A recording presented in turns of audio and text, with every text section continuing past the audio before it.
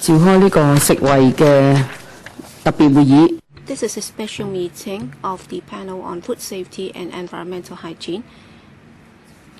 And our main item for discussion today is the proposed compensation and ex-gratia payments to poultry operators affected by avian influenza. So we are here to discuss the compensation package. As members are aware, at the regular meeting last time, we agree that the administration should come up with a compensation package, and the administration has now prepared the paper. And in order to ensure that the compensation can go to those who are affected as soon as possible, we'll be discussing that at the upcoming FC meeting. That's why the panel needs to have some discussion first, and then we'll decide if the paper should go to the FC. And if we do not agree, then they may have to wait until May. It might be a bit too long a wait, and that's why we'd like to welcome all members, and I'd also like to welcome officials who are here for this discussion. We have the Acting Secretary for Food and Health, Professor Sylvia Chan, and Mr. Christopher Wong, Deputy Secretary for the Bureau, and Dr. Liu, Assistant Director, and Ms. Wendy Koh, Senior Agriculture Officer from the AFCD, and also Mr. Sin, Assistant Director from the FEHD. The paper has been circulated to members. So Professor Chan, can you briefly walk us through the paper, and then the floor will be open to members' questions and answers. Yes, Madam Chair. We'd like to present the paper on the proposed compensation and the ex-gratia payments, or the EGP, to poultry operators. Well, on the 27th of January 2014, one consignment imported to Hong Kong from the mainland was found to have contained the H7 virus. That's why, as a contingency measure, we decided to take immediate measures to cull all the 20,000 plus birds in the Cheung Sha Wan temporary wholesale market. We have also acted in line with the WHO's recommendation that there would be a 21-day suspension of all trading activities of live poultry. And under the Public Health Animals and Birds Ordinance, Cap 139, the government has to make statutory compensation to owners for the birds slaughtered by order of the DAFC. And according to the ordinance, the value of a bird slaughtered shall be determined by the DAFC, but shall not exceed $30 per bird. And for the purpose of the current operation, we propose to follow the provisions stipulated in the ordinance. And as a result, wholesalers whose poultry were slaughtered by order of the DAFC, they would receive the statutory compensation of $30 per bird. In 2008, the administration also launched the voluntary surrender scheme, or the buyout scheme, whereby on that occasion, we already indicated very clearly to both the trade and this council that for those who continue to stay in the trade, they must bear the risk of another outbreak of avian flu. But then, because of the circumstances of this incident that took place shortly before the Chinese New Year, we understood that there might be specifically or particularly severe financial hardship that might be caused to the poultry trade. That's why we are proposing this one-off EGP on an exceptional basis to alleviate the hardship that they might be shouldering as a result of this cull. And the panel on the 29th of January also approved or also passed a motion at its regular meeting asking the administration to offer compensation to those who have been affected by the incident, and other appropriate assistance should also be offered by the administration.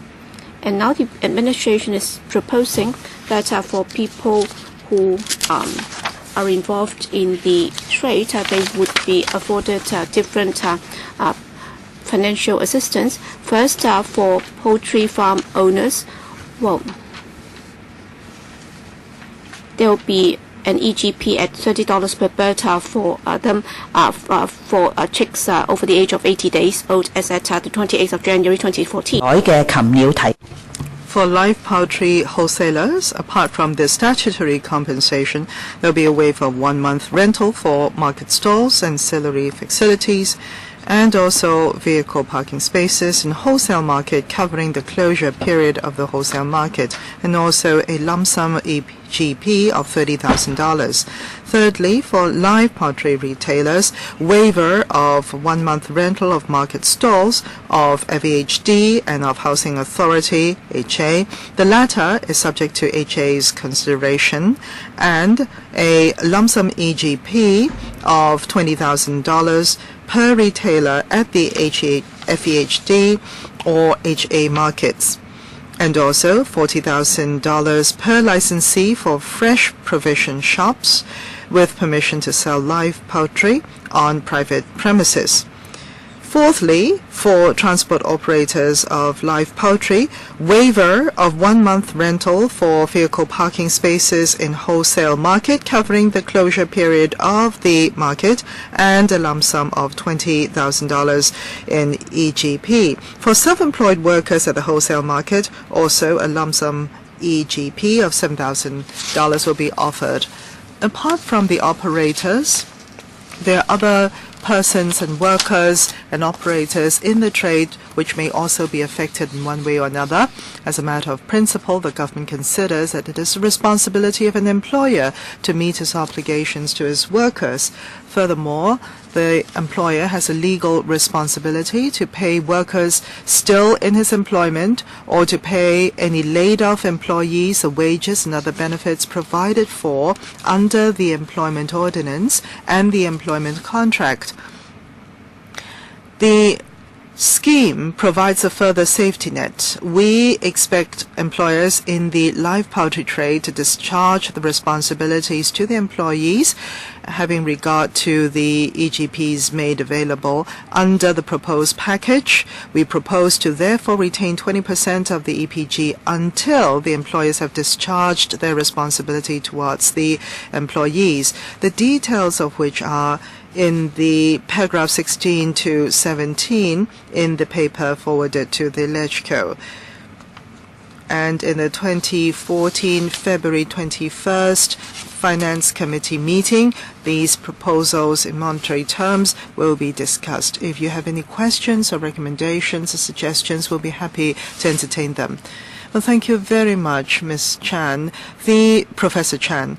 The meeting today is to discuss the compensation and the EGP, the ex-gratia payments, for the poultry trade. If there are any other questions not related to poultry operators' ex-gratia payment and compensation, would you leave that to some other time?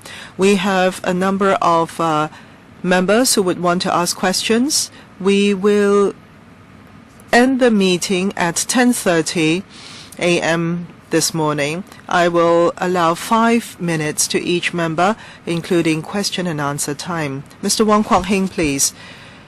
Madam Chair, for live poultry being resumed supply in Hong Kong, the government is saying that there will be a segregation of poultry in this, and this is much welcome, because in the previous meeting we have proposed that local chickens from local farms and mainland chickens from mainland farms should be segregated so that there will not be any passing of any flu or other situation or illness among these two types of chickens. Now, the situation is presently that the mainland chickens are still to be dealt with. In the sense that I'm reading from the paper, you are extending a 1 month measure to these to the chicken farmers, etc. But my understanding is, after the resumption of chicken sale in Hong Kong, you're still not able to find the space for mainland chickens. That is to say, mainland chickens will be extended or will not resume until a few months later. So that will impact the entire supply chain and all the operators along the supply chain, including the transporters, including the logistics and vehicle operators for the transport of poultry. In the next few months, there will be loss suffered by them. If you have appropriate compensation paid out to these people by, let's say, not limiting it to 1 month, but to 3 to 4 months, or until live mainland chickens are to be supplied to Hong Kong, that will be better, so that the people do not have to be jumping down the flyovers, etc., as we have been seeing on TV. And also, in terms of a segregation space, have you found the place yet? Have the traders telling us that this is not a big problem? It's not not that difficult to find such space for temporary housing of the live poultry after they have come into the Hong Kong territory, say in the northern part of the new territories. The trades basically have told us that it is basically just a cleansing issue, and it is easy to find the place. Well, I hope Mr. Wong and other members would understand that this paper was prepared even before the decision. The reason why we have mentioned 1 month is because at the time the assumption was everything could be dealt with within 1 month. Exactly. And because of this recent decision, and that is to stop for 4 months the import of live poultry from the mainland, it does impact operators of mainland live chickens. And I have had a meeting with them yesterday to understand their situation, and also I've also reported to them concerning your second question about the slighting of areas for the temporary housing of these chickens. And I have told them where we have looked and what some of the problems are with certain of the locations. And we will go to the Finance Committee, and we will provide all the information to them. And at the same time, the Agriculture and Fisheries Department staff will continue to work with these affected operators. We hope to be able to do this in parallel. Otherwise, as the chair had mentioned just now, we have to, if we go to the Finance Committee as late as May, we will not be able to pay out a compensation early. Chair, are you saying that for those that are not dealt with by the 1 month arrangement, that there will be other compensation? I'm sorry, Mr. Wong, your time is up. Mr. Kwok-Kake, 5 minutes, including question and answer. Madam Chair, for this compensation scheme, we understand its necessity. I have a couple of points to ask, though. In setting up this scheme, what was the criterion or criteria? We know that for local retailers, they assume the retail price of poultry to be at a certain level, let's say no more than $20 Hong Kong in wholesale price. But I heard yesterday or today at the time of resumption that this is actually higher than the expected level. I would like to know how the government actually calculates that amount. That's the first question. And second question concerning the amount of compensation, there are certain controversies. I'd like to know whether the government has considered independent arbitration if there should be continued controversy over the level of compensation. Also, I'm worried to see that the government, as in the paper, believes that for the chicken farmers, it is their problem, really, because it had all been made clear at the time of the introduction of the scheme in 2009, and everybody and all operators knew about it since 2008 rather. But on the other hand, given the CE and the government, is this a stance that we take? That is to say, the people are to be left to themselves because they were aware of the risk. Well, and also if there should be any compensation, it is out of the magnanimity of the government. Is that the stance of the government? If that is the case, it is highly worrying. Isn't the government also responsible? Because a few months ago, in fact, there had already been incidents, and my party had also voiced the suggestion that there should be a seizure of or cessation of import of chickens to Hong Kong. And if you had stopped then, the local poultry farms and the operators, wholesalers, retailers for local poultry would not be as so adversely affected as they are now. Professor Chan, please. Well, if I can just respond to this generally, if you want to know the details as to the method of calculation, etc. Now, my response is as follows. First of all, in the past, we have made compensation to the trade according to certain criteria. And this year, just before the Chinese New Year, this particular outbreak took place.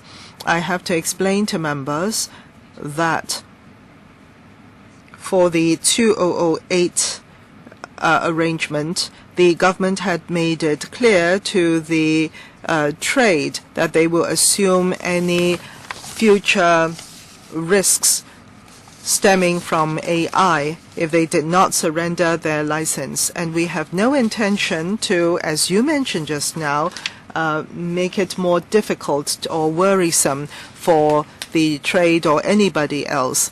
We have assessed the situation again this time, and that being the CNY, the Chinese New Year period, and also we have explained to the relevant authorities and the different sectors. As you mentioned, public money have to be well spent, and therefore we have come up with this proposal of compensation and ex-gratia payment. So you are saying, Professor, that you will continue to support their trade. That is for the local trade, for local chickens.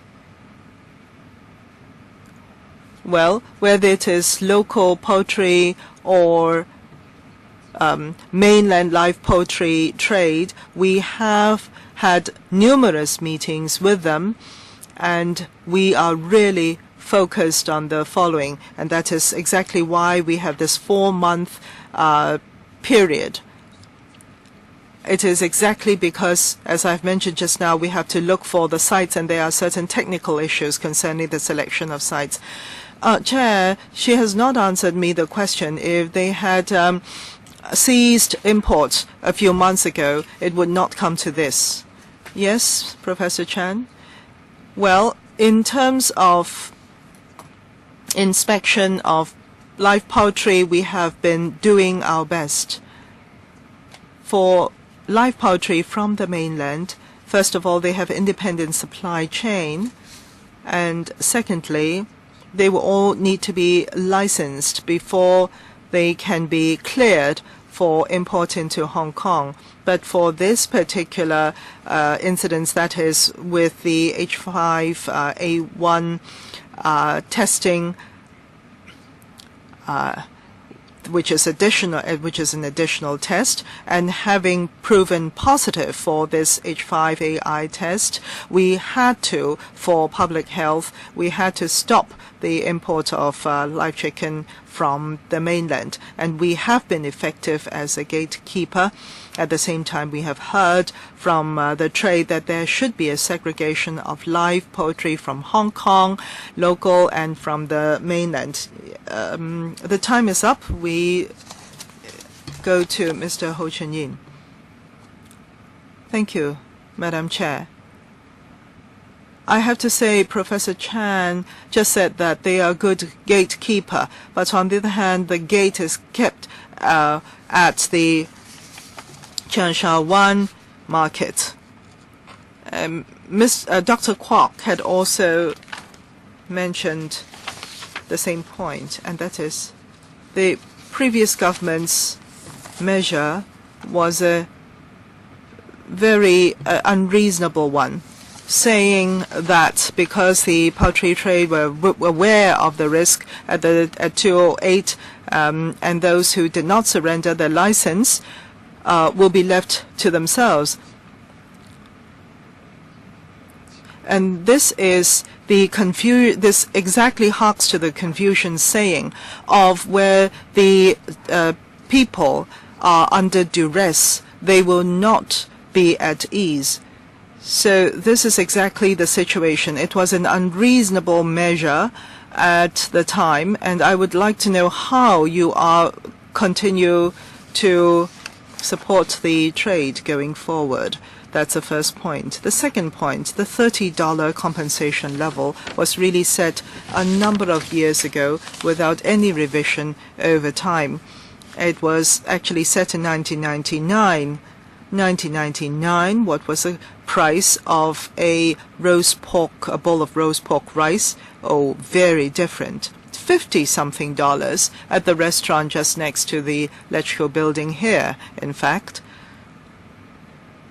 My question to the government is, will you be amending this particular stipulation? So if you're only offering $30 per bird for chickens that have been affected, so how did you set this level? And in the future, how are you going to change it? Thank you. Professor Chen, I'll give an overall reply, and then the AFCD colleague can supplement. For the statutory compensation level of $30 for the culling of a bird, well, that has been set by the law. That's the statutory compensation of EGP. And then for aging chickens that have not been sold because of the suspension in trading, and there was this 21-day suspension of trading during the CNY, we tried to make an assessment, and then we came up with this $30 EGP level. And I can also call upon the AFCD colleague to explain to you the details of this assessment. And then for the EGP offer this time, we have indeed looked at the overall situation, including inflation, so that was already factored in. So I'll defer to the Assistant Director, KK, who will give you the details. Well, please be brief, because I'd like to ask another question. I'm not talking about the statutory EGP. It's about the $30 EGP. In fact, we did the calculation again, but then incidentally, it also came up at $30. Well, it's the breeding cost for breeding chicken, and because of the suspension of 21-day trading, and as a result, they had to pay additional production costs, and we did that on that basis. And also, as these chicken had already passed the best marketable age, and as a result, their market value might have dropped. Hence, we looked at the chicken price at end of January and early February, and then we came up with this level, as the price might have been affected. So the assessment was again set at about $30 per chicken. So it's not that in the past we had used $30. That's why we just stuck to it this time. Well, with regard to the statutory compensation of $30, how come for so many years you have not changed it at all? I think this is the crux of the matter.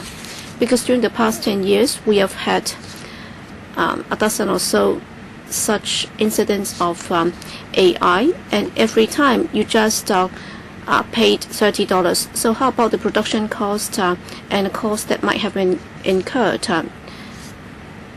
All right, your time has run out, so they will have to answer in the next round.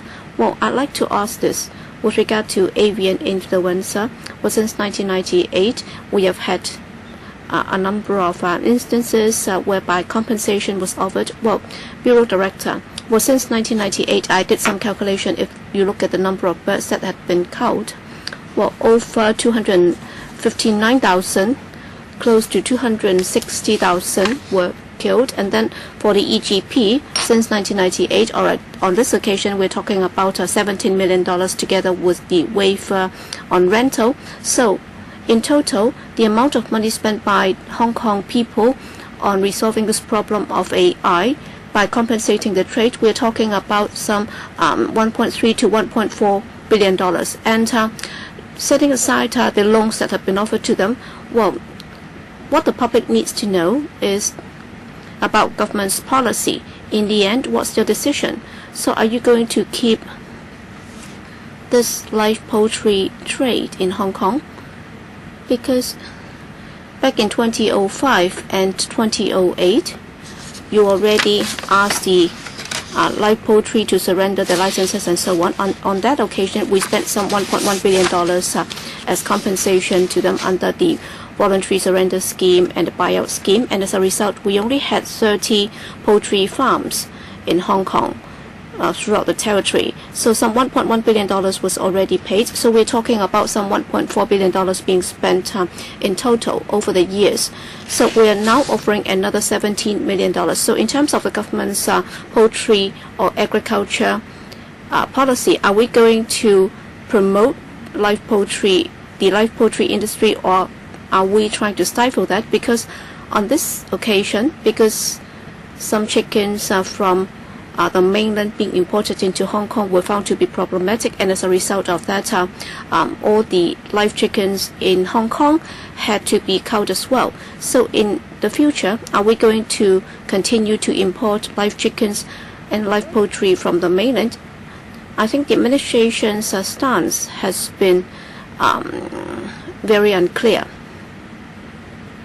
So you have dodged the issue. All right, you're going to suspend it for another 4 months. So the ban will be extended for another 4 months, and the justifications being given are that you have not been able to identify a proper site. You have to resolve the electricity supply and water supply problem. That's why you have not been able to identify a site for the segregation of live poultry from the mainland and Hong Kong. So you have not been able to resolve the problem. That's why you have to continue or extend the ban. So you're actually dragging your feet. You're actually trying to resolve this problem with the live poultry industry on the mainland. That's why you have extended the ban for another 4 months. So you will have to address this issue. And on this occasion, you're asking for some $17 million from the FC. So can you answer the question, how much will then be pocketed by the local live poultry trade, and how much would go to those live poultry farms on the mainland? Because when it comes to chickens, well, for chicks over 80 days old, you will have to compensate them at $30 per chicken. So would that include live chickens from the mainland as well? So where would the money go to? Can you tell us more about that? Thank you, Chairman. I think the first and second questions are about what we would do in the long run concerning the live poultry industry in Hong Kong. What's our view on the future of the trade? You've also referred to what happened in the past and also the voluntary surrender scheme and the buyout scheme. Well, in the face of the risk posed by AI, we felt that the live poultry industry should be considered whether or not they should continue to play a role here in Hong Kong, because we are facing with this risk of avian influenza, and given the fact that Hong Kong is a densely populated place, should we continue to allow live poultry trading in Hong Kong? So I think it's for the entire community to reflect upon, and other than the community at large, I think the trade would also have to consider it. So there are certain public health risks that have to be borne in mind. We might engage a consultancy study on that later, but then we are trying to segregate the poultry from the mainland and Hong Kong, and that's why we are now identifying a site for that. Next, Wu Chi-wai and then Emily Lau.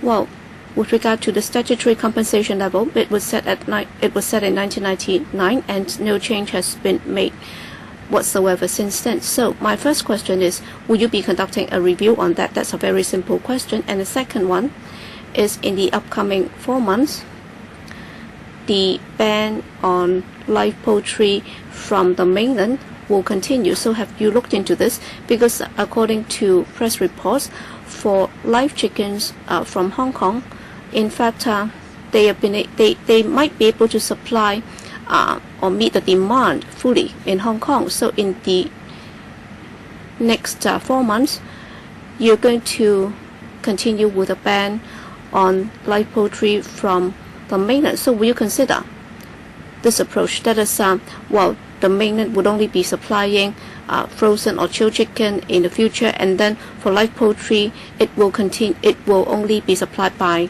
Hong Kong locally. So very rarely have we been able to have one single source locally to supply all we need.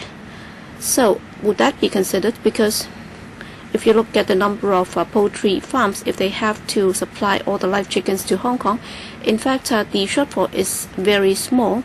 And is there any room for the local poultry industry to meet all the demands? So can you consider that as well, so that we do not have to worry so much about this, because we are actually identifying sites for the segregation of the poultry from different sources and so on. And also, on the last occasion, when we had to kill all the birds, and at the same time, we should also reflect on this. That is, when we find sick chickens in the Cheung Sha Wan wholesale market. All right, on this occasion, is the chickens from the mainland affecting local chickens, but then on the other occasions, it might be the other way around. So it shows that the Cheung Sha Wan market is problematic. But then last time when you reviewed the situation, you said that there was no need for us to segregate the chickens from different sources. So can you explain to us why on the last occasion you decided that there was no need for this segregation, and now you're considering segregating the two? So from the public health perspective, we were facing very much the same problem, and this time we are also facing the same problem. We have to ensure public health in Hong Kong, but then how come last time the policy decision was so different from what you did this time? So can you give us more details? Acting Secretary, thank you, Mr. Wu, for your question on the issue of the $30 statutory compensation level. In fact, I also tried to find out the details from my colleagues. Indeed, they did consider launching a review, but then prior to that, there was also mentioned that after the voluntary surrender scheme was launched, and we also consider central slaughtering and so on. But then that did not continue. On this occasion, we hope that we would be able to offer the compensation to those affected as soon as possible, so that they could get the relief. We hope that members would support this, and after we have heard from members, in the future we will consider to launch another review. As regards the point about live chickens from local farms, whether or not they will be able to meet all the demand in Hong Kong, well, we have also heard from the other side. That is, if we just rely on live chickens from Hong Kong, then we may not be able to satisfy the demand, and that's number one. And number two, prices might also go up very substantially, and that might not be the best thing for Hong Kong people. It might not be in their interest. So that's also one of the considerations. And on this occasion, we have to emphasize that this is just a suspension. It's not for good. So we just want to buy time so that we'll be able to resolve the issue of segregation of chickens from both sources. And you're also asking for the justifications for this segregation policy. In fact, as we said, under our surveillance policy for chickens from the mainland, number one, they had to carry this certificate. And number two, we have had this additional measure which would afford us with additional protection. And we have also successfully prevented the problematic chickens from going into the market by the cow. So it's been successful. But then we have also heard from the trade that they felt that it's better to segregate chickens from both sources so that we would be able to wait till the test results are out before they are allowed into the Cheung Sha Wan market. We have also heard from this sector, and in response to that, we are trying to conduct this site search full steam. But then at the same time, I'm sure the AFCD will continue to think along those lines. Are there any other measures that can be adopted to ensure that we will be keeping one wholesale market, and yet at the same time the segregation can be done in a better manner? So we've been thinking about that too. Ms. Emily Lau and then Ms. McMakin. Thank you, Chair. I think Hong Kong people consuming Hong Kong live poultry is something that the administration should continue to consider. But in considering certain problems, it had been the way of operation of the administration to just focus on that one issue in the neglect of others. And that is exactly why the members feel that the administration had been terrible in handling the whole incident. Now, the mainland, as some of my colleagues have pointed out, had been problematic for some time, but you did not suspend the import of the poultry. You set up a surveillance system in the meantime, but on the other hand, you continued to put the poultry into the Cheung Sha Wan market. And at the end of the day, you had to cull all live chicken, both local and mainland. Is that the kind of risk that you want the farmers in Hong Kong to assume? I mean, their poultry are free of problems and they were killed nevertheless. That is unfair. And also the 1999 level of compensation should also be revised in order to be fair. As my colleague had pointed out, if you see all these incidents happening in the mainland with all the infections, in fact, the poultry should have been stopped at the border before they came to Hong Kong. But now local poultry also have to be culled, and at the same time, we are looking at over tens of millions of dollars for compensation. Isn't that very bad indeed? Yes, Madam Chair. In fact, the mainland situation have been problematic, and the poultry farms have seen incidents, but these are not farms which have been supplying to Hong Kong. We have set up surveillance systems in the mainland as well for the Hong Kong supplying farms, and also we have been conducting inspections by our officers in these mainland farms, so as to better assess the risks in the mainland.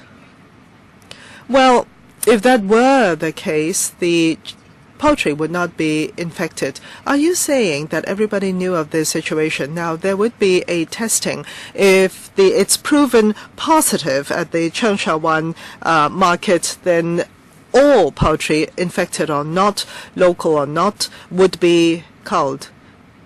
Well, in fact, yes. There had been situations in the past where local chickens had been infected, and we have been following the international practice to cull all chicken. Well, that is hugely unfair, isn't it? Infected chickens and non-infected chickens had to be culled all together. I mean, it's happened before. How can that be so unreasonable? Professor, please continue.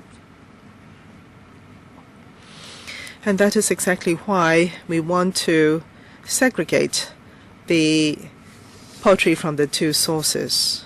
And we're waiting for the results. And this is an additional inspection, really, because of the avian flu risk. Apart from the licensing system that we have spoken of, this is on top of that.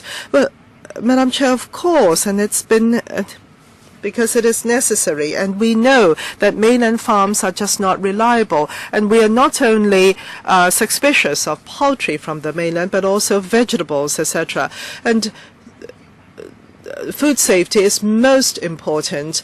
In fact, next week there will be a visit, and led by the chair, and we will all be going because it is such a grave issue.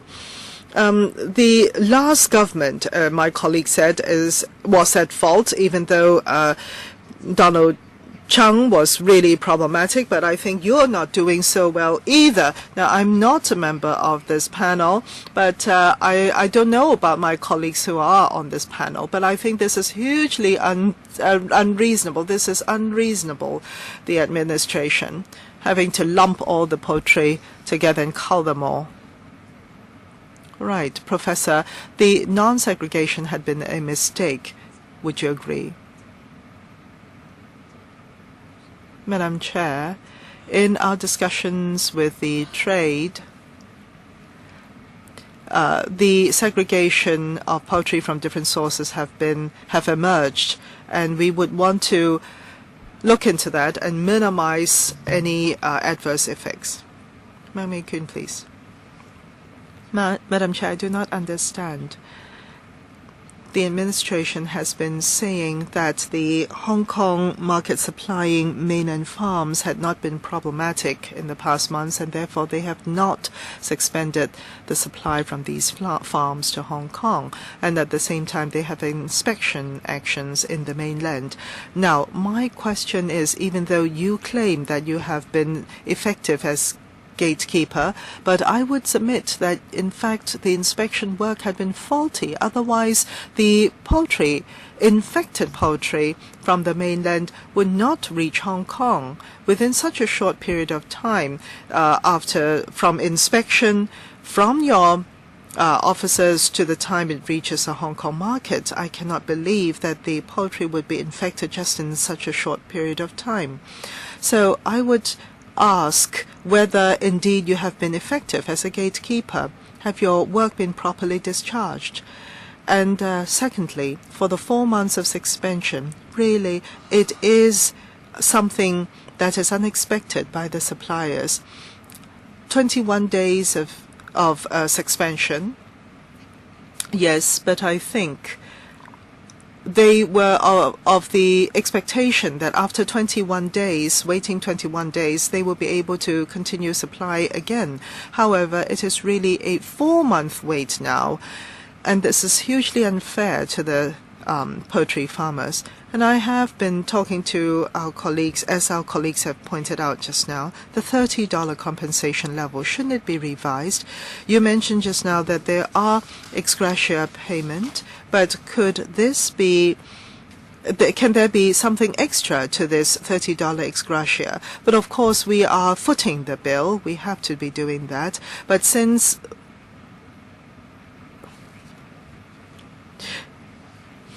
we have to pay that money anyway, why don't we pay a little bit more in order to solve the problem?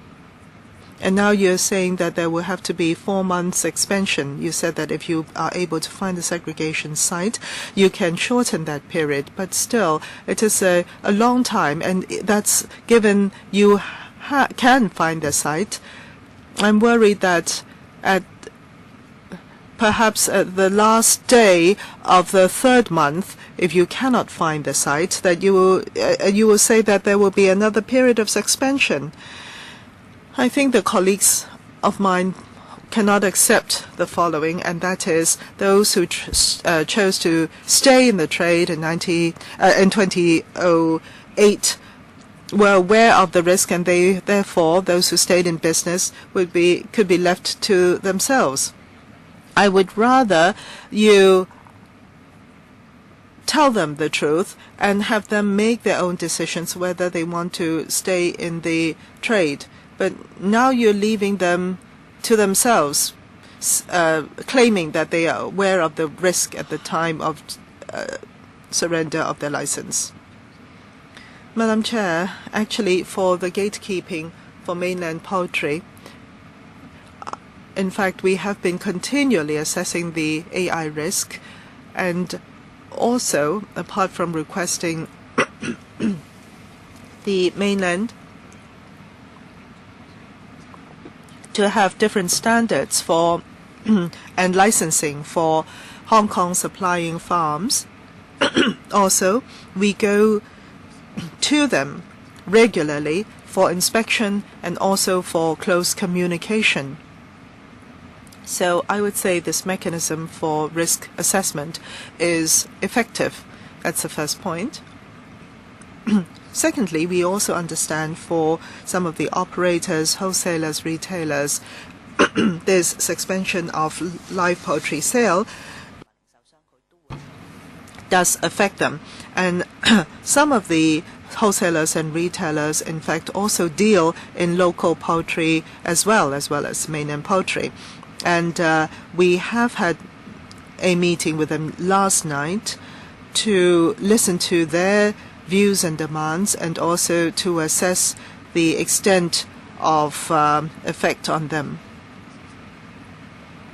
As for dissemination of information to the trade, yes, indeed, this round it had been very hasty because of the time pressure, and we will review that for the future. But we have been listening to them as to their views and demands, and we have been trying to put them at ease in the sense that we have been looking for the site for segregation, and the progress of looking for that site had been shared with them, and we told them also of technical difficulties and challenges concerning the sites. They have heard us, and they have also told us of their views concerning this. So our staff will continue, and also the staff from Agriculture and Fisheries will continue to listen to them and also to find feasible solutions. And loan, please. Yes, this money of over $10 million could really have been avoided if the government had early on suspended import of mainland poultry. It would have been suspended, or they had instituted a segregation policy for mainland and local chicken. That would also have been avoided. But if the administration are doing neither, resulting in today's situation, then of course we will have to foot the bill for compensation. That is almost a given. Chair, I have a couple of questions for the administration. For the wholesalers dealing in mainland poultry, 3 months would be $120,000. Wouldn't it work out that way? Why does it have to be dealt with later? That's the first question. And secondly, on the site for segregation, in fact, we have heard even some weeks ago, last month, that there were certain possibilities. I would like to know when the site would be finally chosen and what are some of the difficulties. Now, I have to say that for my party, we have always been supportive of the continual operation of local agricultural trade. And the professor had said that this is not the time to consider a total suspension of Hong Kong live poultry trade, and to allow room for continued operation for local poultry trade and high-quality poultry trade. Now, I've been reading from the press, etc., saying that for the poultry or chickens over 80 days old, the stalls, the chicken stalls, would be selling them cheap to the political parties. I have to say the Civic Party is very interested in this offer, because the people of Hong Kong have been waiting for some time for live chicken, and definitely this will be a boon. Thank you, Mr. Leung, for the question. First of all, I have to reiterate, the 4-month decision was actually made yesterday, and we would want to, as soon as possible, assess the effect on the trade. The assessment is really more complicated than $30,000 times 4, yielding $120,000. And having heard them last night, I know that they want to resume business ASAP, and they're really not interested in the ex-gratia payment. So we are trying to help them where it's most needed. That's the priority. With regard to the citing of the segregation point, well, during the last 20+ days or so, our AFCD colleagues, including the Bureau Director himself, have visited different sites. Indeed, for every site that has been identified, they all have their own technical difficulties. We believe that the site at Fu Tei Ngau might be the most suitable, but then we have to form the site first. We also have to find out if the zoning is okay, if land use is not a problem, and also for sewage, because for the vehicles, they will have to be held there for several hours. We have to make sure that there will be adequate water supply. So for the problem in relation to Fu Tei Ngau, how many months would that take to resolve all the problems? According to our colleagues, they said that it would take a few months. So how many months exactly? 3 to 4 months. So before you have been able to identify a site for the segregation of chicken from different sources, will you continue with this ban? All right, this is our target. Next, Vincent Fang, and then Tommy Chung. Thank you, Madam Chair. First of all, I agree with this paper. I believe that this compensation, or EGP, should be offered to those affected. Many colleagues said here, well, back in 2008, during the last term of government, I was also here. That's why I knew the background to this. I understood why it happened that way. All right, we made it very clear. And during the last term, we all did not see the need for the segregation of chicken from either sources. And even the WHO did not ask for that. And last time when we did this, we followed through the advice by the WHO, but then it's a negligence on all the parties concerned that chicken from different sources were not segregated. So it was an oversight. We did not think about this. It did not cross us that we had to do this. That's why, because of this, we had to offer this $17 million. So why did you not say that? And you've been rather ambivalent or ambiguous about this, and you talk about ex-gratia payment. So apparently, you are doing this as a favor. In fact, you have done something wrong. That's why it's only right that you should compensate them for their loss. And the second point that I'd like to make, earlier on, we had a spate of incidents of H7 and 9 outbreaks on the mainland. So as the government, had you gone up to the poultry farm supplying live chickens to Hong Kong to conduct inspections, to show your concern, so you have stepped up inspections, all right, there is an oversight. That's why they managed to come into Hong Kong, and we have also heard that there is adequate supply from the local poultry farms, and therefore we do not have to rely on the farms on the mainland. So when we discussed this with the mainland farms, I believe we had a contractual relationship with them. So it's like a trading. You've signed a contract, and now what you're saying is that when I need that, I'll get it, but then when I don't need it, I won't get it. So in doing business, I think it's against our pledge. We have gone back on our words. That's not right. So you will have to think about this. And also, there will be another ban of 4 months on live chickens from the mainland. So how did you come up with this 4 months? And the administration might be more conservative. That's why you extended it for another 4 months. Well, with the additional 4 months suspension, well, there would be costs that would be incurred. But then have you done any calculation at all about this? For example, let's say I am one of the poultry farms supplying chickens to you. All right, you're suspending it for another 4 months. You will have to justify why you're not getting it from me.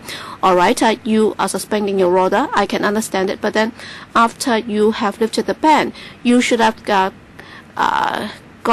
back all the chickens that you have ordered for, or else I can see compensation from you. But then you have not factored that in, and without that, you're just saying that, all right, it doesn't matter, 4, 5, 6 months ban.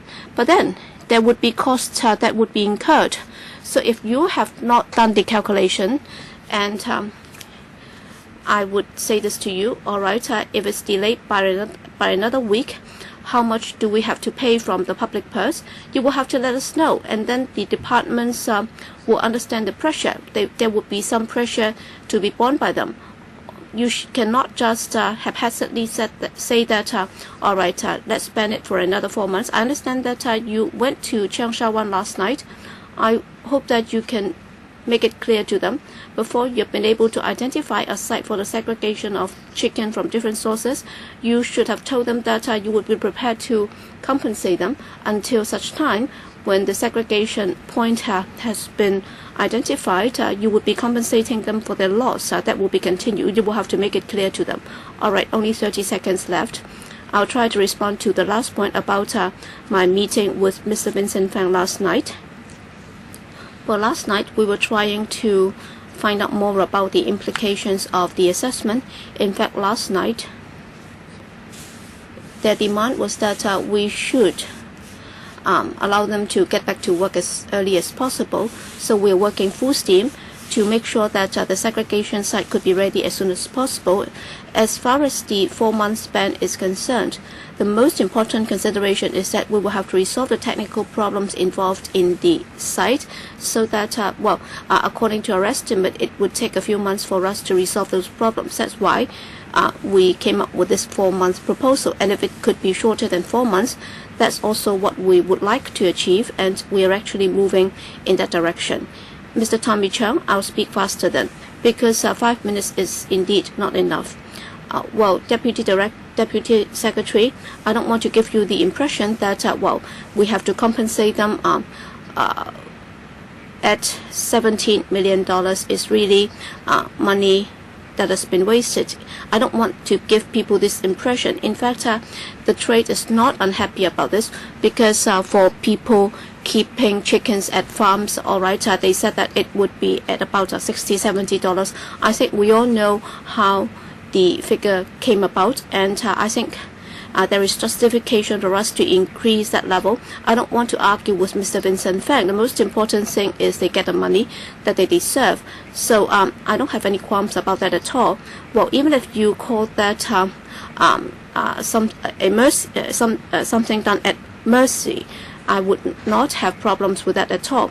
Well, back in year 2000, I saw how this developed. Is from H5N1 now to H7N9. But even if we were able to inspect their chicken farms, all right, under the H5N1 threat, so long as there is one chicken dead, you will have to cull all chicks.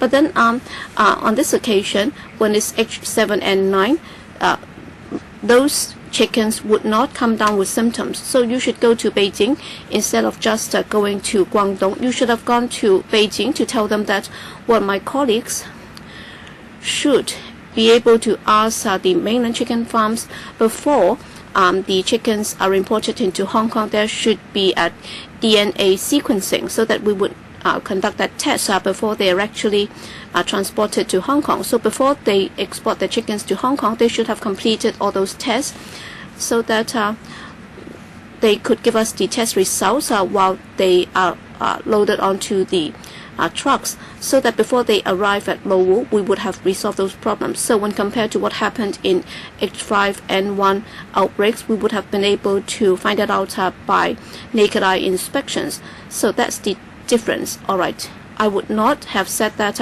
it's an omission on the part of this council in the past, because what we looked out for in the past was different. And I'd like to take the opportunity to commend the Secretary. The reason why some of our colleagues are criticizing them or criticizing him so severely, I think I should take the opportunity to commend him, because when compared to Yok Chow, well, just now Emily Lau said that we should not put the blame on Donald Tsang. In fact, we should have put the blame on Yok Chow, because in the past he had done a lousy job. And are you agreeing? Do you agree with what I said? I think you are digressing. Please come back to the subject. All right, Yok Chow has done such a lousy job. That's why we have this serious problem today. I do not agree with some of the colleagues' suggestion that we can rely solely on our local chickens, because it has never worked that way. But then Yok Chow culled all the chicken and no chickens were allowed in. And for the poultry farmers and so on, if you look at the location and so on, we have not been able to rule out the need that we have to import some live chickens from the mainland, whether or not it's vegetables or poultry. So, Deputy Secretary, well, it's an exceptional situation. That's why it has to be dealt with as an extraordinary measure, because last time even day-old chicks were banned. Well, because this is an exceptional circumstances, we should not allow them to come back in after a month or so, because we have this 21-day ban. You should have relaxed the ban so that you can allow the farms to keep live chickens during this period of time. That's why day-old chicks should be allowed in, because our farms have sufficient space. But then you have stifled the industry altogether. It's done by Yok Chow. They have not been able to do that. They have sufficient space. Even if they were to keep 100 or 80,000 more chickens, they would have enough room for that. So when you regulate them, when you look at how they work, I think you should have adopted extraordinary measure in an extraordinary situation. All right, for the compensation, it should be offered as soon as possible. Our colleagues should be allowed into their farms, and they should be required to conduct the DNA testing and also the serology test before they are transported into Hong Kong, so that people can be assured that they are safe. Thank you, Mr. Chiang. You talk about the serology test. In fact, in Beijing, we have already sorted that out with them. For chickens coming into Hong Kong, well, for chickens from both Hong Kong and the mainland, they would have undergone this serology test, and they will have to be issued with certificate before they are allowed to be transported to Man Kam To. But then on this occasion, we have this additional test at Man Kam To. That is the point of entry. You also talk about the day-old chicks. Well, for the 4-month ban, well, that would not include day-old chicks. Yes, Dr. Joseph Lee. Madam Chair, Well, Vincent Fang raised a number of questions that have not been answered. That's why I'll try to follow up on that. Because we're talking about some $17 million, whether or not it's called compensation or ex-gratia payment, is public money. And according to Vincent Fang, if we were to extend the ban by another 4 months, and if there is a contract requiring us to pay compensation to them, so for the best marketable chickens and so on, all right, if they are not able to export them during the next 4 months, all right, they are supposed to be transported into Hong Kong. Do we have to pay them compensation? So is it that we can just take it or leave it without the need to pay any compensation? What about the contractual terms? So have you done any calculation?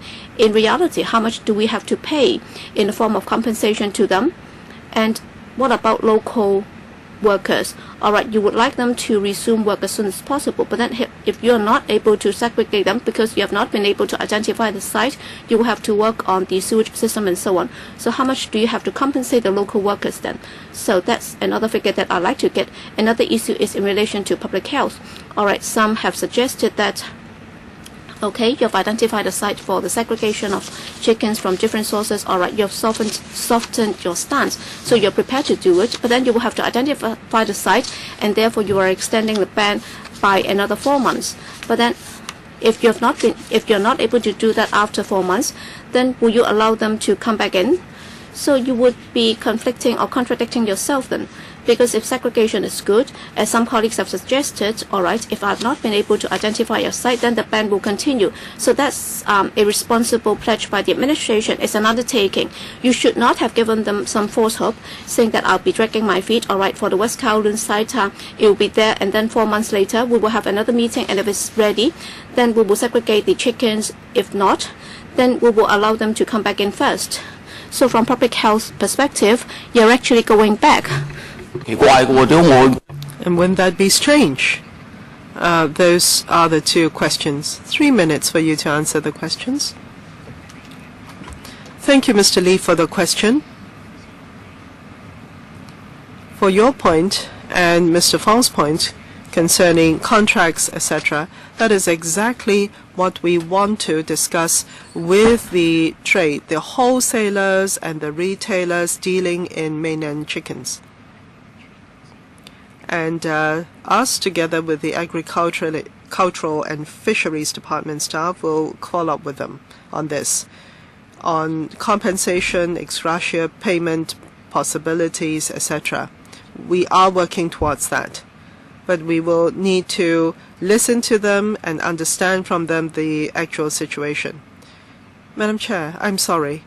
Just to interject, what is the figure? This is public money. We need to know how much in terms of compensation are we talking about. I'm not talking about the direction. Of course, we have to compensate. Well, exactly. We have to talk to them first. You were talking about contracts, etc. We have to know more about the situation before we can come up with the figure. And therefore, we would want to have a paper go to the Finance Committee to handle the ex-gratia payment from the 21-day sales suspension and the culling.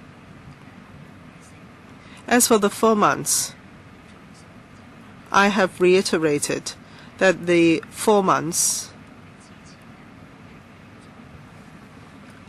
was because we have been looking for sites, and there were certain technical difficulties with regard to certain sites, and would take us a few months to solve these issues. And therefore, we have set that goal. Hopefully, within a few months, we would have solved all the relevant questions and issues, so we do not have to delay this further. Madam Chair, if you cannot find the site, will the live poultry from the mainland continue to come to Hong Kong, or are you quite sure that within 4 months you'll be able to find the site? Well, in Fuding Ao, we have already located a site.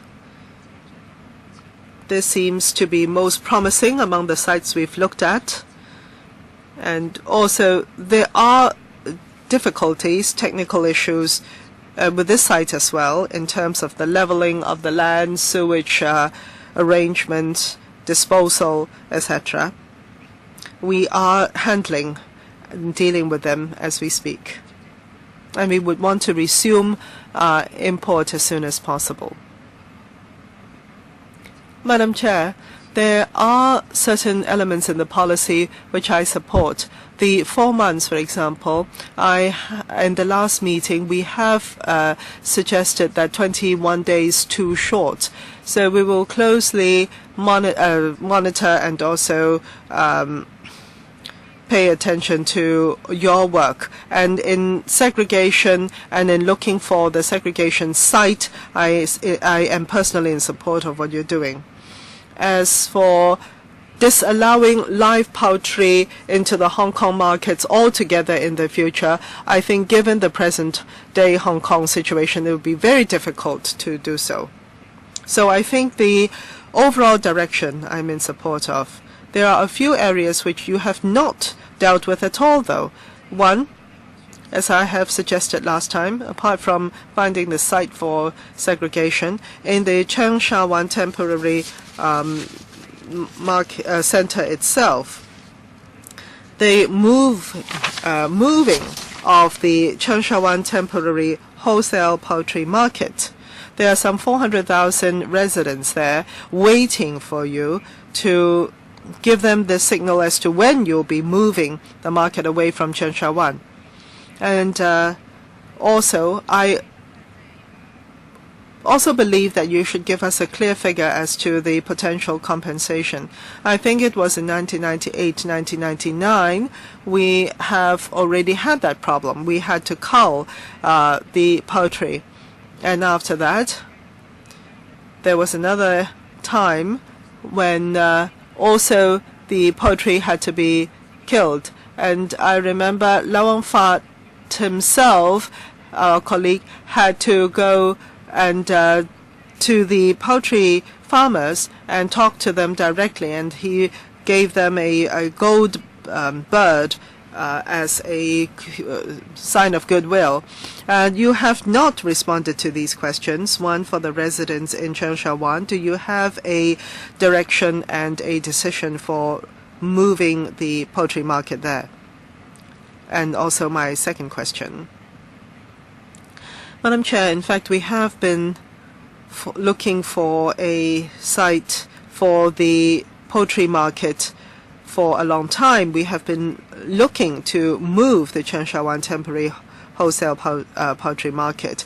Perhaps the Secretary can share with us the progress there. Madam Chair, actually, as Professor had pointed out, we have been looking for a site to move the temporary wholesale poultry market to, but we had to solve some of the technical issues first. We know of the demand.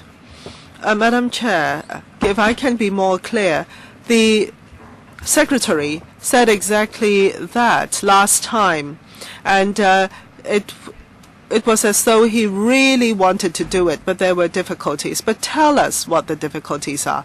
If there are technical issues, what are they? Mr. Wong? Well, if the wholesale poultry market is to be moved to another area, what do we do in that area? We have to be very careful in handling that. As a member had mentioned just now, this is perhaps not a welcome market, the poultry wholesale market. So where do we move it to? Wherever we move it to, we will have to consider things very carefully. No, you haven't told us the answer.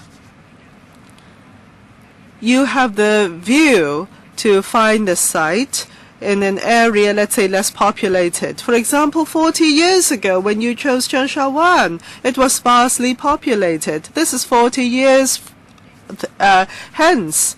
It is a 400,000 strong population area. So can you not find another area, another site? Now, Ms. Leung, since we are talking about the compensation and EGP today, perhaps for the site selection for the poultry market, we will have to leave it to the panel discussion. Yes. Do you have other questions? No? Right. The first round, the last member would be Mr. Chen Hongban. And the second round, we have Wong Kwok Heng, myself, and Tommy Chung. And we were supposed to end the meeting at 10:30. I would like to ask whether you are agreeable to extending the meeting for 15 minutes so as to accommodate the additional questions. Yes. Mr. Chen Hongban then. A very quick question. Mr. Ho had asked the same question on the $30 compensation. The administration told us that this is a level set after careful calculations. Now, if this is again $30, then I think either we were wrong back then or we are wrong now. How else can it be $30 again? And if it is a wrong calculation, then it would be really very unfair to the poultry operators. And if it had been wrong in the calculation, then there should be due redress. Second point, 4 months to find a new site or a site for segregation.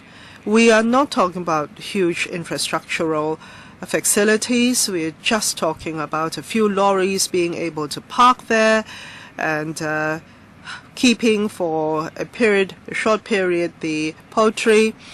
Why is the site so difficult to identify? Is it because the departments are bouncing the issue among themselves? The Xiutangshan Hospital is a case in point. Perhaps there are some sewer disposal facilities which have to be built, but why take 4 months? I think for the trade, including the workers in the market, it is a huge loss. Perhaps they will have to access the CSSA, as the paper had pointed out. Why 4 months then?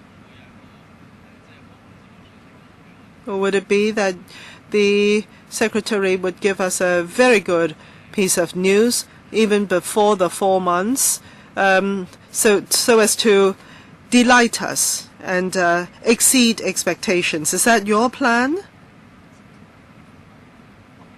First of all, the $30. They are two different things. One, $30, the first $30 for culling the chicken is enshrined in the law.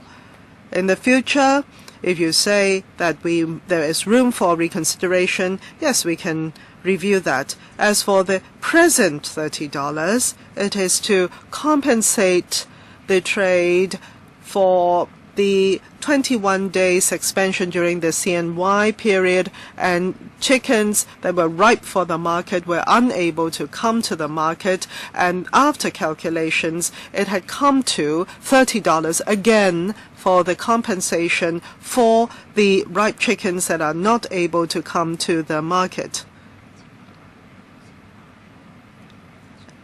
As for whether it is necessary, the 4 months, we initially believed that Fu De Ngao, among the many sites that we've looked at, is the most appropriate one.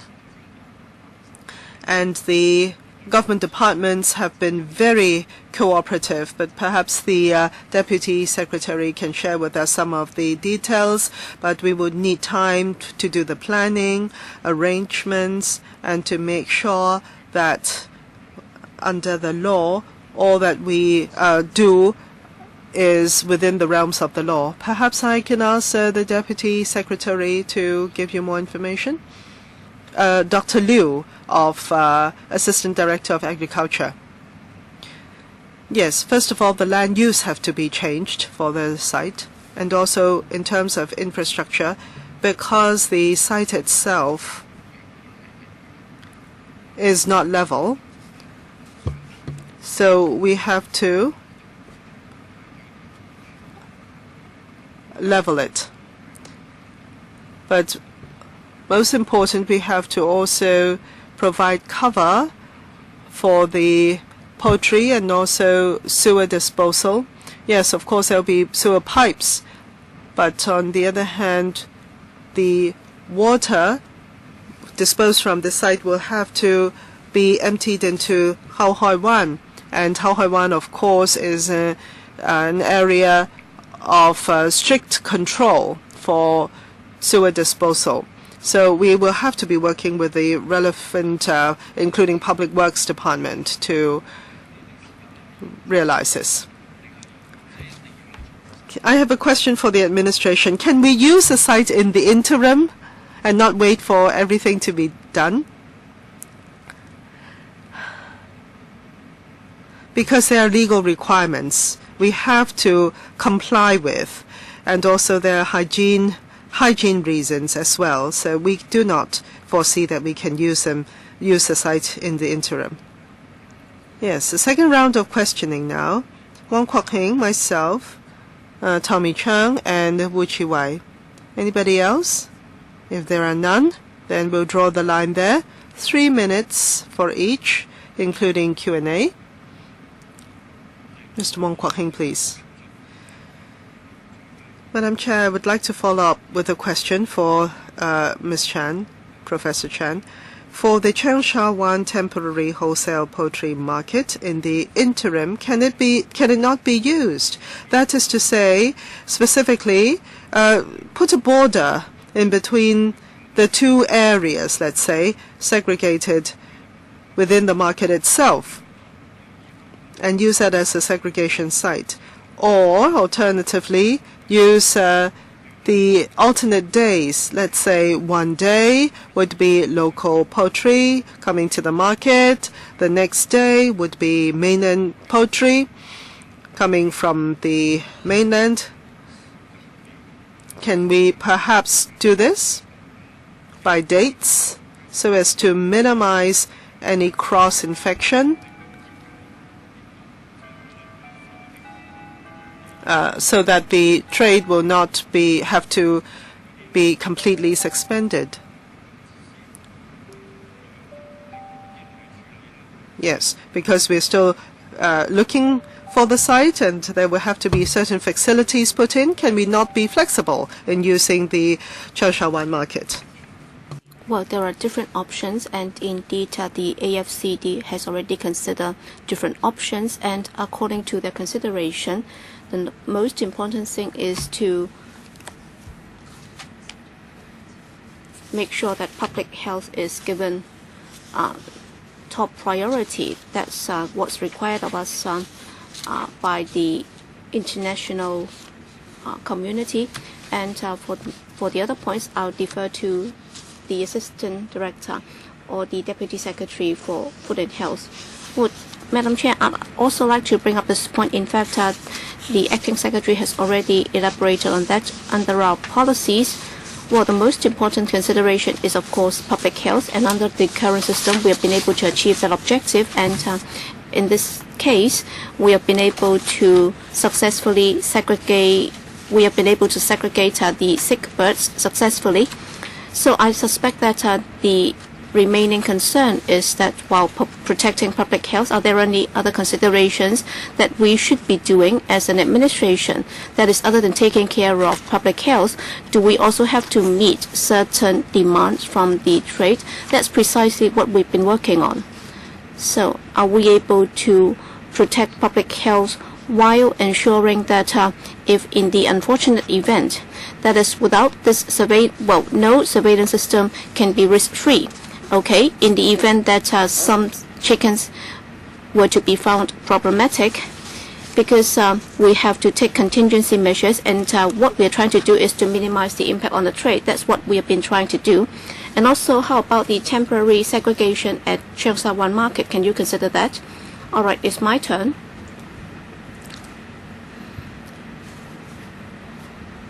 With regard to live chickens supply from the mainland to Hong Kong, can the Hong Kong government unilaterally suspend the import of live chickens from the mainland And if it's not possible, then do you have to have the consent from the mainland authorities?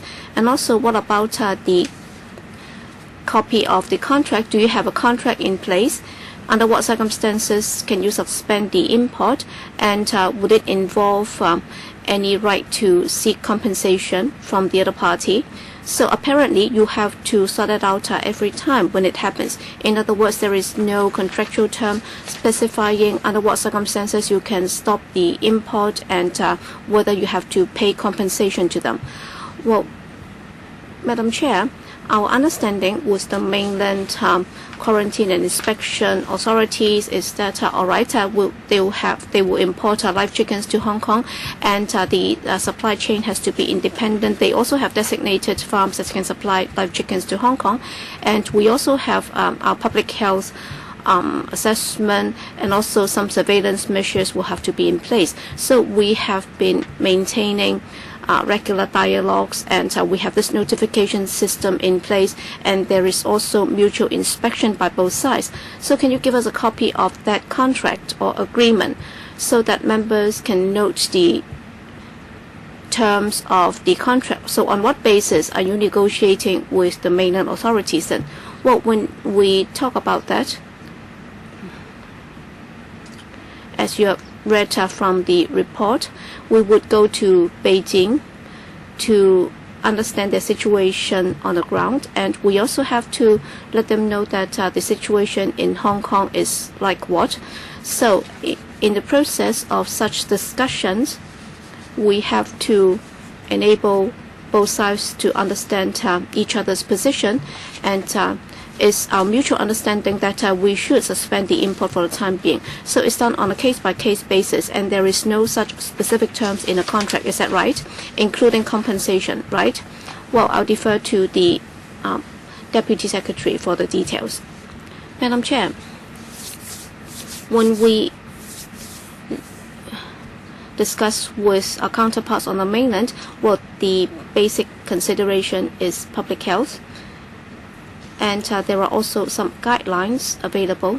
I think the most specific issue for us in discussing this with our mainland counterparts, that is if there is any avian flu outbreak in any place, then how are we going to deal with that situation? So, for example, the 13-kilometer radius or the 3-kilometer radius requirement and so on. Well, both sides are very clear about those requirements.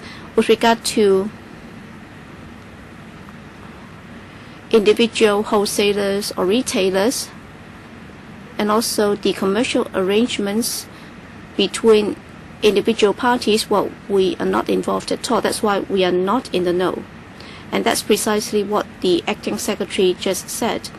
What we're trying to do is, well, because of the suspension of the trading activities, well, for the traders that have been affected, we are willing to talk to them to conduct an assessment, to find out more from them, and then decide on the way forward. Next, Tommy Cheung and then Wu Chi Wai.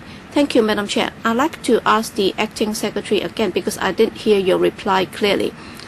Well, are you telling us that for raw the chicken supplied to Hong Kong from the mainland farms, before they export the chickens to Hong Kong, they've already conducted DNA testing or serology testing? Is that right? Yes. If that is the case, if they have been found to be okay, then how come we have to test them once more? And how come they've been found to be infected with H9 or H7N9? Well, they've been found to carry H7N9. All right, earlier on we only conducted a PCR test, but then subsequently we agreed that both sides would conduct the serology tests, and that's the H7N9 serology or serological test. How about DNA testing or PCR tests? Well, I'll defer to AFCD to answer this question. Thank you, Madam Chair. With regard to the specific tests to be conducted is the FDHD, which is responsible for conducting the test. As regards the actual arrangements, I'm afraid I don't really know the details. Well, Deputy Secretary, well, the agreement that we have reached with the mainland authorities is that within their farms, they will conduct the serological test as well as the PCR test, and then by the time when they reach Mankamto, we will conduct another test, and we will also conduct a serological test for DNA testing or PCR test. According to our understanding, what we believe that for the PCR test together with the serological test, well, as a preventive measure, we believe that is appropriate. Well, I don't know the cost implications for conducting PCR tests and serological tests. According to my discussion with the Bureau Director, apparently PCR tests would yield better results or more accurate results. Alright, by the time when the chick reaches 40, 50 or 60 days, if they come to Hong Kong one day earlier, do we have any PCR tests or serological tests that can be done on them? The purpose of having this segregation and having a separate site for that's because it takes 3 hours to get the result when they reach Mankamto, and if they go straight to Mankamto and if there is an outbreak, then there would be major problems. And if they are able to be tested before they come out from the farms, then we would be able to tell before they reach Mankamto, and there is no need for the span of 4 months. Alright, segregation is good, but then if we are able to do that earlier, alright, I have reason to believe that the reason why some chickens have been found to carry H7 and 9, that's because we have not been able to do the test before they came in, and then by the time when they reach the border checkpoint, because they have not been able to act as the gatekeeper, that's why we have to do their job. Alright, if they could have done it at the exit point, then there is no need for us to impose this 4-month ban. And of course, if you do not do anything at all, then of course I agree that we have to identify the site for segregation. So you will have to explain that clearer to us. Well, please be brief. Yes, that's something that I have to explain very clearly, because on the mainland, well, they have this independent or separate supply chain. They will also have to prove that these chickens are safe for consumption. That's why they do provide us with the health certificate, and we have already managed to get them to test the chickens by way of PCR tests and serological tests. We also do the same when they reach Hong Kong. So we are doing this as an additional test, because on the mainland there have been so many cases. That's why we are conducting additional random checking. And on this occasion, we managed to find data in one consignment. And as to the reason we are still doing the investigation with regard to the 4-month span, it's not because of the increased risk of avian flu. In fact, we indeed need a few months' time for the purpose of having the segregation, and we have already identified the site because of the technical issues involved. We might need a few more months before we can manage it. That's why we are extending the ban by another few months, or else if we are not able to segregate the chickens, then there is a chance that we will have to impose another suspension of 21 days. Wuchi, Madam Chair, I'd also like to follow up on this, because according to the information for the live chicken supplied to Hong Kong from the mainland, well, since year 2000, we used to have 100,000, 80,000, and now it's only about 10,000 or 7,000, 8,000. Well, Tommy Cheung has an even more accurate figure. Alright, if you look at the number of live chickens supplied into Hong Kong, in fact, the figures are dropping. And yet, the Bureau Director said that she would not be prepared to consider banning it altogether. So have you looked at the situation with regard to the local poultry industry? So why can't you consider positively allowing the local farms to supply all the live chickens to Hong Kong? Because I don't want to see this happen. That is after the segregation is in place. And subsequently, if you find that the number is continuing to drop, alright, just 10 years ago, it used to be 80,000, and now it's only 8,000. But then after the hardware is built, and if it's not put to good use, then it's a waste of resources. So you will have to seriously review this. Is there a possibility that they can be replaced by local chickens altogether? And what measures are needed? And also for live chickens from the mainland, well, what if they only supply frozen or chilled chickens into Hong Kong? Is that possible? Because as far as I understand it, most frozen chickens come from the mainland. So why can't we consider this? You also referred to this just now. It's about a document, because both Vincent Chang and Tommy Cheung referred to the consideration back in 2008. Sorry, it's 2011. All right, when there was a similar incident, you never thought about the segregation approach, and now you're considering this. That's because at the time when this was first proposed, that's because back then we only had H5N1, and this time we had H7N9. The strain is different. Sorry, I get confused about the strain. Because we're talking about a different disease altogether, obviously the symptoms would also be different, but then as an administration you will have to make it clear, because last time on what basis you did it, and on this occasion you're changing the policy because of a change in circumstances. I think you should have done it in black and white instead of just relying on the verbal reply given by the officials. So, Madam Acting Secretary, can you consider allowing live chickens to be supplied only by local farms? Alright, there is one voice saying that we can be self-sufficient in terms of the supply of live chickens, but then there is also this opposition voice saying that we should have a separate source from the mainland so that we can have adequate supply, and that would also help to stabilize prices. And of course we have to balance the two camps of views. And also on the issue of segregation, as I just explained, well, the segregation is not about segregating the chickens physically, but then for chickens imported from the mainland, we have to allow the time for the test result to be out before they are allowed into Hong Kong. Before they can come to the Cheung Sha Wan market. That is first and foremost as a consideration. On Friday, the compensation ex-gratia payment proposal will go to the Finance Committee. I would like to ask colleagues whether you are in principle in support of this proposal. Even though I'm not a member of the panel, but I am in support, I hope the administration will give us a document to lay out all the questions and answers today, including the segregation arrangements, etc., and also the figure arrived at in 1999. Everything that's covered today in this meeting to be laid out in a document prepared by the administration. I'm sure there will not be any changes to the proposal today or before you go to the Finance Committee, but perhaps in the future. Yes, please. Would the administration please provide a supplementary paper